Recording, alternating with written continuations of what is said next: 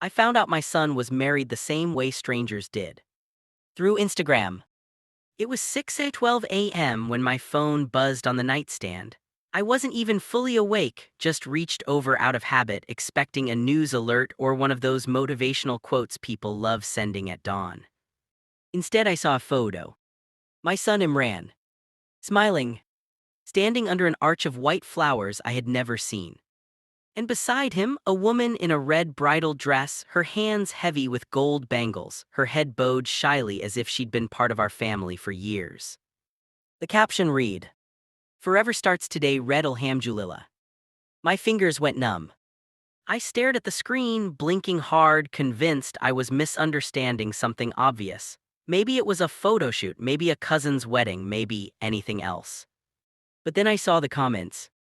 "Congratulations, bye, finally married, so happy for you both, may Allah bless your marriage." Marriage. My son was married. And I, his mother, had not known. The son I raised alone. I raised Imran by myself.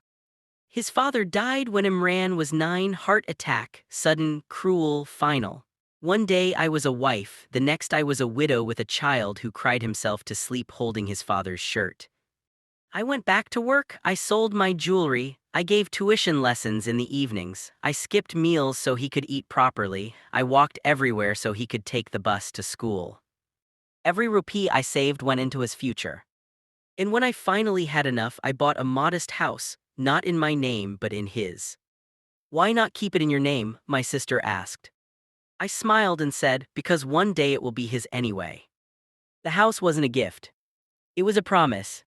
The house he lived in rent-free. After university, Imran got a decent job, not extraordinary but stable. I was proud of him, so proud it hurt. When he said he wanted to live independently, I didn't stop him. I gave him the house keys and told him, "No rent, save your money, build your life." I stayed in my smaller apartment across town. We spoke almost daily, quick calls, sometimes longer. He told me about work stress, traffic, office politics. Never once did he mention a woman. Not once. I even asked gently a few months earlier, "Is there someone in your life?" He laughed and said, "Amy, you worry too much." I believed him. That was my mistake. Instagram doesn't lie. I refreshed the post again and again, hoping it would disappear. It didn't. More photos appeared. A nikah ceremony, family members I didn't recognize, friends laughing, someone tagging a banquet hall. I noticed something else too. My son wasn't wearing the watch I gave him on his promotion day. But he was wearing a gold ring. I sat on the edge of the bed, my chest tight, my throat burning. It wasn't jealousy, it wasn't anger. It was something worse. Erasure. He hadn't forgotten to tell me. He had chosen not to. The call that changed everything. I called him. Straight to voicemail. I called again. Busy. Finally, after the 5th try, he answered. "Amy," his voice sounded cautious. "Congratulations," I said calmly, too calmly. "I didn't know you were married." Silence. "Then I was going to tell you." "When?" I asked. Another pause, longer this time. "She wouldn't understand," he finally said. "You're traditional, this was easier." She. Not "you'll understand." Not "I was afraid." Just "she wouldn't understand." That's when something inside me went quiet. Meeting the woman who replaced me. 2 days later, I asked to meet them. They arrived late. She didn't greet me properly, no salam, no respectful lowering of eyes. She sat close to him, her hand possessively on his arm. She smiled like someone inspecting furniture. "So you're his mother," she said. "He's told me so much." He hadn't told me anything. I offered tea, she declined. "I don't drink from outside kitchens," she said casually. Outside. Like I was a stranger. Imran laughed awkwardly, didn't correct her. Didn't defend me. Didn't notice my hands shaking as I set the cups down. The final insult. As they were leaving, she said something that sealed everything.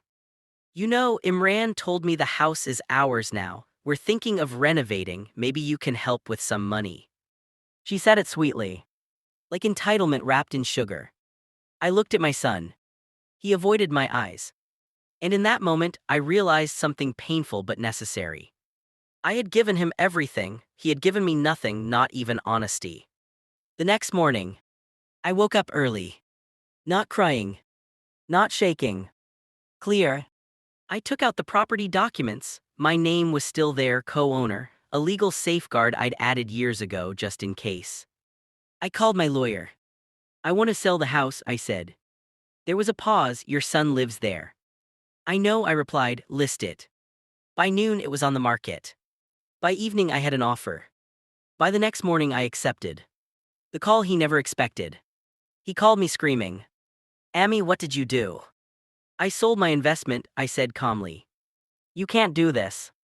I can, and I did. What about us? Where will we go?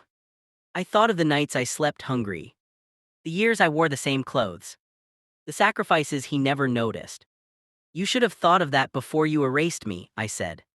What happened next? They moved into a rented apartment. His wife stopped smiling in photos. He stopped posting online. 3 months later, he came alone to my door. Eyes tired, voice softer.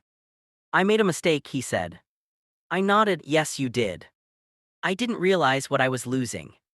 I looked at him, the boy I raised, the man he became. You didn't lose me, I said quietly, you gave me away. The lesson I learned. I still love my son. That never changed. But love doesn't mean surrendering dignity. Love doesn't mean accepting disrespect. And motherhood doesn't mean silence. The house is gone. But my self-respect. That stayed with me. In this time, I chose myself.